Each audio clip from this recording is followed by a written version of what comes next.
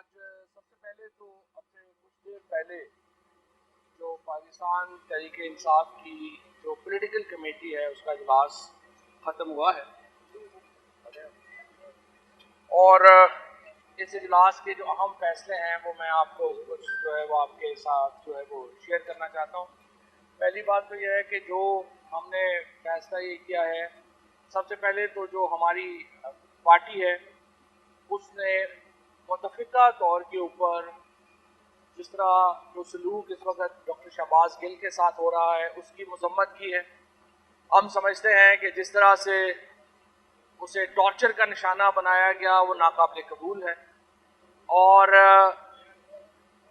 उसको जिस तरीके से अभी भी कोशिश ये की जा रही है कि उसे अगवा करके पिम्स में पहुंचाया जाए, वहाँ पे उसे जो है वो टॉर्चर ना होने का सर्टिफिकेट लिया जाए और फिर जिस तरह कल हाई कोर्ट में इन्होंने रिमांड मांगा है, ये सिर्फ इसलिए मांगा जा रहा है कि उसे मजीद टॉर्चर किया जा सके। देखिए, अगर कोई जुर्म किया है, कोई उसका मामला है, उसको अदालतें देखेंगी। हम ये समझते हैं यही जुर्म जो है, यही जुर्म फजलुर रहमान की अगर गुफ्तगू देखें वो इससे बहुत ज़्यादा थी, शहबाज शरीफ की गुफ्तगू इससे बहुत ज़्यादा थी, नवाज शरीफ की, मरियम नवाज की गुफ्तगू इससे बहुत ज़्यादा थी, अयाज, सादत, ख्वाजा आसफ, किस किस का नाम लें। और जिस तरीके से उनके साथ एक लाडले बच्चों का सलूक उनके साथ हो रहा है, वो सलूक जो है वो बाकियों के साथ नहीं हुआ। और राना सनाउल्लाह एंड कंपनी ने जो ये नई रवायत डाली है कि निहत्ते लोगों के ऊपर, औरतों के ऊपर, बच्चों के ऊपर तशद्दुद किया जाए, ये एक नाकाबिल कबूल रवायत है। इसके नतीजे में पाकिस्तान की जो सियासत है उसको नाकाबिल तलाफी नुकसान पहुंच रहा है। और डॉक्टर शहबाज गिल जो है उसके साथ आपने उस दिन नाशूर था, हर शख्स को पता है कि मोबाइल नहीं चल रहे थे। ये कहना कि हमें दोबारा रिमांड चाहिए क्योंकि हमने मोबाइल फ़ोन रिकवर करना है, अहमकाना बात। आशूर के दिन जो गुफ्तगू हुई थी वो लैंडलाइन पे हुई थी, उसका नंबर भी पता है सबको। जो ARY के ऊपर स्टेटमेंट चली थी वो भी पता है सबको। अब सिर्फ एक मंसूबे के तहत शहबाज गिल को जो है वो टॉर्चर के लिए लिया जा रहा है, ये नाकाबिल कबूल है। आज चेयरमैन पाकिस्तान तहरीक इंसाफ इमरान खान ने डॉक्टर शीरीन मज़ारी को ये हदायत की है कि आलमी सतह के ऊपर ये जो टॉर्चर का मामला है उसको उठाया जाए। हम इसके लिए ह्यूमन राइट्स वॉच के साथ, एमनेस्टी इंटरनेशनल के साथ और यूरोपीय यूनियन के साथ ये मामला उठा रहे हैं और पूरी पार्टी जो है वो इसकी मजम्मत करती है। और इसके साथ साथ हम समझते हैं कि जो सलूक मीडिया के साथ किया गया है, ARY को सिर्फ इसलिए बंद कर दिया गया कि वो एक ऑल्टरनेटिव व्यू दे रहा था, वो एक मुतबादल बयानिया जो था वो दे रहा था और लोगों के पास ये फैसला करना है। ये अवाम ने, जमहूरियत में कोई भी बयानिया होता है उसका हतमी फैसला अवाम ने करना होता है। अब आप ये जब आप टीवियों के इसलिए बैन कर दें कि वो मुतबादल बयानिया क्यों दे रहा है, उससे एक बहरान पैदा हो गया। और हमने ये फैसला किया है कि जुमेरात को पूरे पाकिस्तान में एक आज़ादी सहाफ़त का दिन मनाया जाएगा।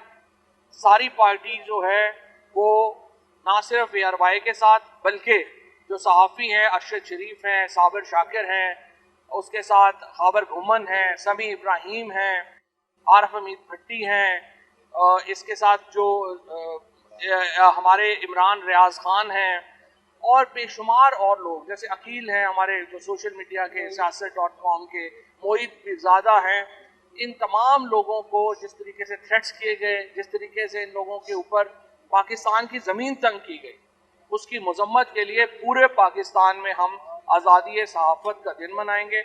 और पूरे जुमेरात को इंशाअल्लाह ताला पूरी तरीके इंसाफ जो है वो तमाम अज़ला में, पूरे पाकिस्तान में सहाफ़त की आज़ादी के लिए बाहर निकलेगी। इसके साथ साथ हम देख रहे हैं कि एक मज़मूम कोशिश हो रही है अदलिया को तकसीम करने की। ये भी ये नून लीग का पुराना वतीरा है। रफ़ीक तारड़ का क्या वो जो दौर था वो किसको याद नहीं कि किस तरह से इन्होंने अदलिया को तकसीम किया, लोगों को बार एसोसिएशंस को इस्तेमाल करके, बार लीडर्स को इस्तेमाल करके जिस तरीके से इन्होंने अदलिया को तकसीम किया। इसके लिए हम इंशाअल्लाह सोमवार को अदलिया का इंडिपेंडेंस डे मनाएंगे और ये जो दिन होगा इस दिन हम पूरे पाकिस्तान में अदलिया के बार एसोसिएशन, हमारी ILF जो है वो इसको लीड करेगी और इसी ज़िमन में इमरान खान इंशाअल्लाह जो है वो बार एसोसिएशन से भी खिताब करेंगे। और हम जो अदलिया की इंडिपेंडेंस का दिन मना रहे हैं, सो दो हम जो एक हमारा मकसद है, एक जो अदलिया की आज़ादी के लिए और इंडिपेंडेंस के लिए जो है वो हम खड़े होंगे, और फिर मीडिया की आज़ादी के लिए और जो लोगों को हैरेस किया जा रहा है उसके खिलाफ ये दिन मनाए जाएंगे। इसके साथ साथ एक मुल्कगीर तहरीक इस हुकूमत के खात्मे के लिए उसका आगाज़ किया जा रहा है। 10 सितंबर तक, यानी आज 15 अगस्त है, तो 10 सितंबर तक इमरान खान पूरे मुल्क के तूलो अर्ज में जलसे करेंगे। और ये सिलसिला 19 तारीख से शुरू होगा, जब इमरान खान कराची में पहला जलसा करेंगे, 20 तारीख को हैदराबाद में दूसरा जलसा करेंगे, और उसके बाद रावलपिंडी, सरगोदा, जेलम, उसके बाद ननकाना, उसके बाद फैसलाबाद, उसके बाद ये शेखुपुरा, उसके बाद कोयटा और दीगर तमाम पूरे मुल्क भर में एक जो जलसे हैं वो किए जाएंगे, और एक मुल्कगीर तहरीक चलाई जाएगी इंतखाबात के लिए। इन इंतखाबात को जिस तरीके से डिले किया जा रहा है वो नाकाबिल कबूल है। शहबाज शरीफ का ये कहना कि आप मिसाक जमहूरियत को, आप जो पॉलिटिकल फ्रेमवर्क है उसके ऊपर छोड़ें, इलेक्शंस को छोड़ें और मईशत के ऊपर बातचीत कर लें, बिल्कुल अहमकाना बात है। कोई भी जो सियासी जमात है वो मईशत के ऊपर सिर्फ कम्युनिस्ट निज़ाम होता है जहाँ पर आप एक मुआशी लाइन होती है। जमहूरियत का मतलब ही ये है कि आप मुख्तलिफ मुआशी मॉडल्स को वोट देते हैं, और ये होता है कि आपने किस तबके से लेके किसको देना है, यही सारा इकोनॉमिक फ्रेमवर्क होता है, और हर सियासी जमात का अपना मकसद है। और इसीलिए मैं तो ये कहता हूँ कि आप छोड़ें पीटीआई, तो ज़ाहिर है आपकी पॉलिसीज़ को, आपकी मुआशी पॉलिसीज़ को सपोर्ट करना हम समझते हैं कि ये तो बिल्कुल एक जाहिलियत होगी, क्योंकि आपकी तबाहकुन मुआशी पॉलिसियाँ हैं, कोई भी इसको सपोर्ट नहीं कर सकता। पाकिस्तान के अंदर इंडस्ट्री बंद हो रही है, 50 रुपये यूनिट के ऊपर बिजली का बिल इस वक्त पहुंच चुका है इंडस्ट्री के लिए, सारी इंडस्ट्री कोलैप्स हो गई है। पाकिस्तान में बेरोजगारी का एक तूफान आने वाला है। हमने 55 लाख नौकरियां 3.5 साल में पैदा की थी, अब एक बेरोजगारी का एक तूफान आने वाला है, बिकॉज आपकी जो लार्ज स्केल मैन्युफैक्चरिंग है वो तकरीबन अब नेगेटिव में जाने वाली है, और उसका असरात आपके सामने आने शुरू हो गए हैं। लिहाजा आपकी मुआशी पॉलिसियों के ऊपर मिसाक करना पाकिस्तान को बहुत बड़ा नुकसान पहुंचाने के मुतरादिफ होगा। हम इसको मुस्तरद करते हैं। सिर्फ एक बात के ऊपर मुज़ाकरात हो सकते हैं, और वो आम इंतखाबात का फ्रेमवर्क है। आम इंतखाबात के फ्रेमवर्क के अलावा हम किसी तरह की बातचीत जो है उसमें नहीं जाएंगे, हम उसको मुस्तरद करते हैं।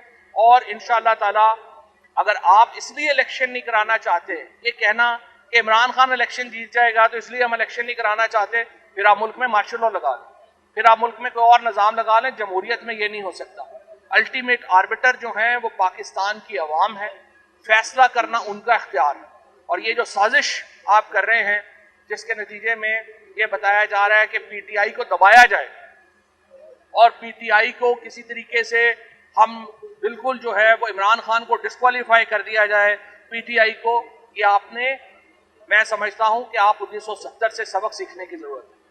और जब आप मुल्क की सबसे बड़ी सियासी जमात, और ये तो फेडरल जमात है, जो अवामी लीग थी वो तो एक वफाकी जमात भी नहीं थी, सिर्फ एक सूबे की जमात थी, आपने उसको एलिमिनेट करने के चक्कर में जो पूरा पाकिस्तान जो है वो उसमें दो लख्त हो गया।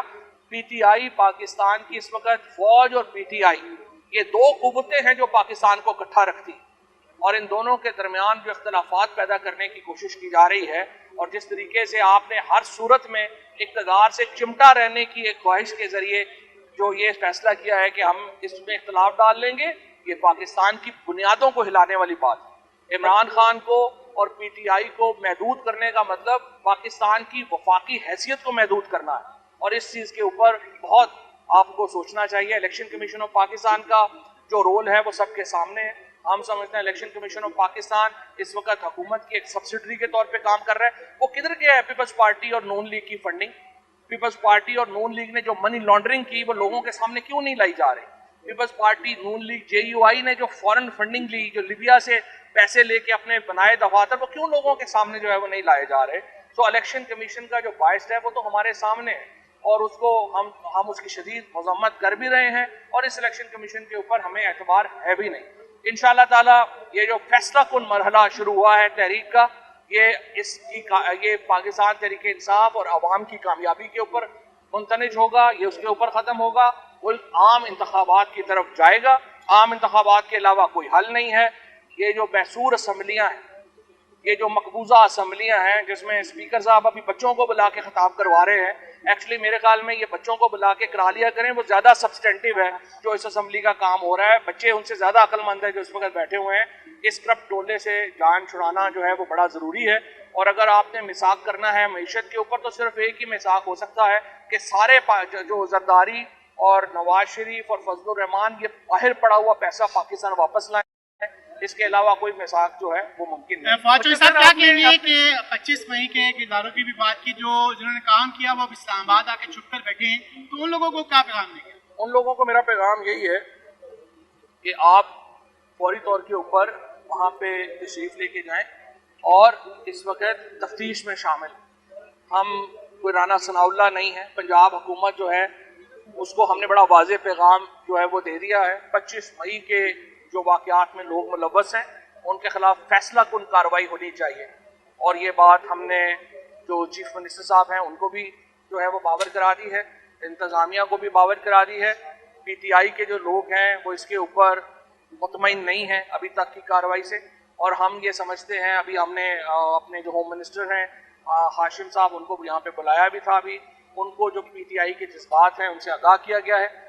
इसमें हम तवील लंबा जो अर्सा है वो नहीं दे सकते। ये फौरी कार्रवाई जो है वो होनी चाहिए। और ये लोग जो भी है अता तारड़ है, राना सनाउल्ला है, इनको वहाँ पे जाके लाहौर में तफ्तीश में शामिल हो। अच्छा फौज चौधरी साहब, अभी आपने कहा कि पाक फौज के साथ तरीके साहब को लड़ाने की साजिशें हो रही हैं कुछ, ये कौन कोशिश कर रहा है? ये तो जो इक़्तिदार से चिमटा हुआ तबका है, जाहिर है वही कोशिश कर रहा है। और ये पूरी इन्होंने एक कैंपेन खड़ी की। देखिए ना, ARY को जो बैन किया गया, कैसे बैन किया गया, जब उन्होंने ये स्टोरी ब्रेक की कि किस तरह से स्ट्रेटजिक मीडिया सेल जो है, जो नून लीग का काम कर रहा है, उसने ये जो शोहदा के ऊपर कैंपेन है इसको बड़ा किया।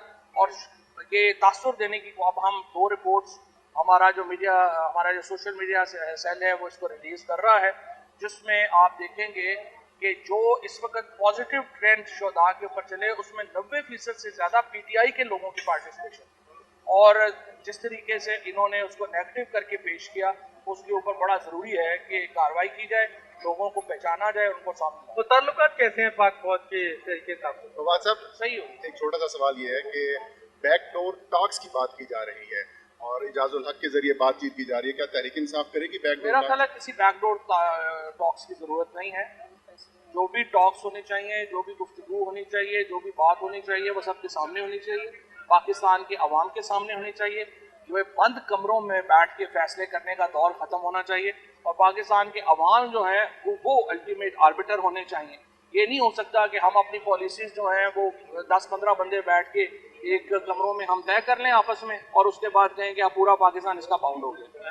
आपको ये बताइएगा कि आसिफ जरदारी पंजाब हुकूमत लाने का जो है पूरा प्लान कर रहे हैं, इस पर आप क्या कहेंगे? आसिफ जरदारी पहले अपने सिंध हुकूमत बचा लें, फिर पंजाब हुकूमत देख लेंगे। Thank you sir.